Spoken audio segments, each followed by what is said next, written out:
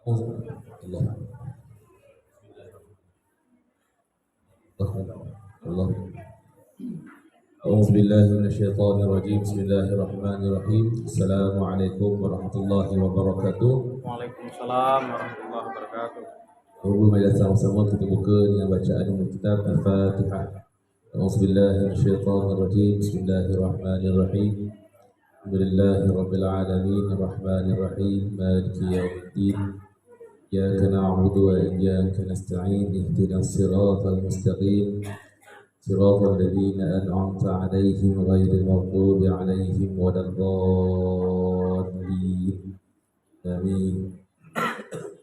الحمد لله رب العالمين وبه نستعين على أمور الدنيا والدين. الصلاة والسلام على أشرف المرسلين سيدنا محمد وعلى آله وأصحابه ومن تبعه بإحسان إلى يوم الدين ثم أما بعد. yang diraihkan Darmawan selaku Asatizah di Dayah Nurul Huda, barisan ahli jemaah rombongan Kabar Ebu Al-Kazimi ke Aceh, Pak Mahlizar, guru-guru serta anak-anak yang diraihkan dan dirahmati Allah Subhanahu Wa Taala.